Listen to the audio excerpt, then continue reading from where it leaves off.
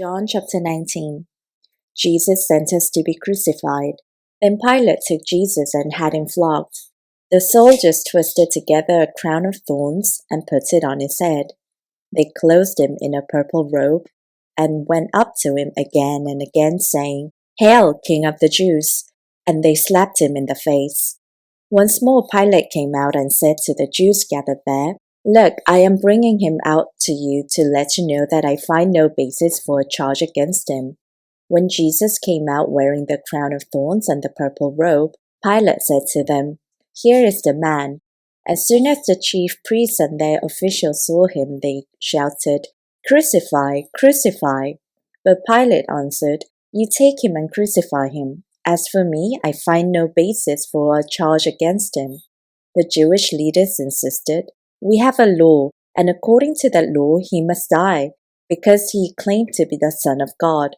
When Pilate heard this, he was even more afraid, and he went back inside the palace. "Where do you come from?" he asked Jesus. But Jesus gave him no answer.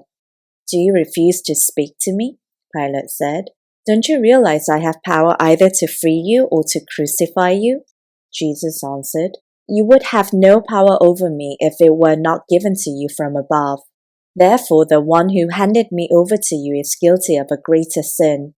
From then on, Pilate tried to set Jesus free, but the Jewish leaders kept shouting, "If you let this man go, you are no friend of Caesar. Anyone who claims to be a king opposes Caesar." When Pilate heard this, he brought Jesus out and sat down on the judge's seat at a place known as a stone pavement, which in Aramaic is Gabbatha. It was the day of preparation of the Passover. It was about noon.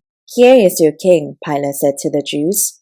But they shouted, take him away, crucify him." "Shall I crucify your king?" Pilate asked. "We have no king but Caesar," the chief priests answered. Finally, Pilate handed him over to them to be crucified. The crucifixion of Jesus. So the soldiers took charge of Jesus. Carrying his own cross, he went out to the place of the skull, which is in Aramaic is called Golgotha. There they crucified him, and with him 2 others, one on each side and Jesus in the middle. Pilate had a notice prepared and fastened to the cross. It read, "Jesus of Nazareth, the King of the Jews." Many of the Jews read this sign, for the place where Jesus was crucified was near the city, and the sign was written in Aramaic, Latin, and Greek. The chief priests of the Jews protested to Pilate, "Do not write the King of the Jews, but that this man claimed to be the King of the Jews." Pilate answered, "What I have written, I have written." When the soldiers crucified Jesus, they took his clothes, dividing them into 4 shares, one for each of them, with their undergarment remaining. This garment was seamless, woven in one piece from top to bottom. "Let's not tear it," they said to one another. "Let's decide by lot who will get it." This happened that the scripture might be fulfilled that said, "They divided my clothes among them, and cast lots for my garment." So this is what the soldiers did. Near the cross of Jesus stood his mother's sister, Mary the wife of Clopas, and Mary Magdalene.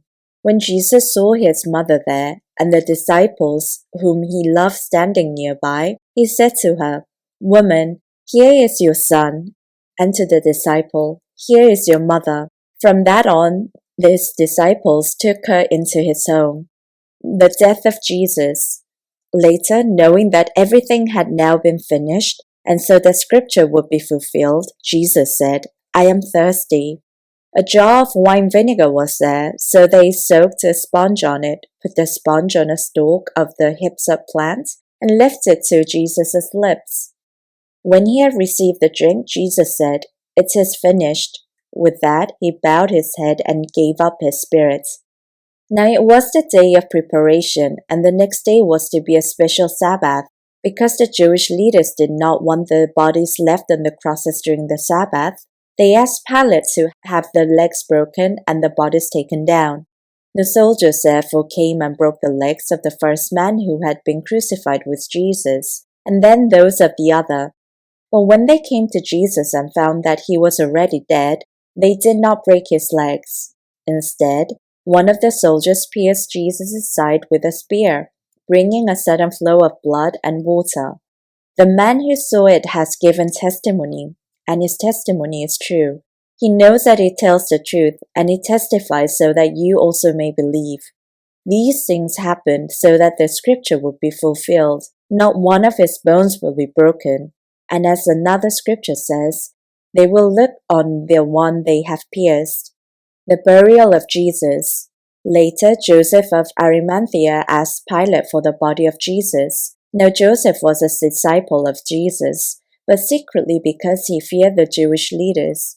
With Pilate's permission, he came and took the body away. He was accompanied by Nicodemus, the man who earlier had visited Jesus at night. Nicodemus brought a mixture of myrrh and aloes, about 35 kilograms. Taking Jesus' body, the two of them wrapped it with the spices in strips of linen. This was in accordance with Jewish burial customs. At the place where Jesus was crucified, there was a garden, and in the garden a new tomb, in which no one had ever been laid. Because it was the Jewish day of preparation, and since the tomb was nearby, they laid Jesus there.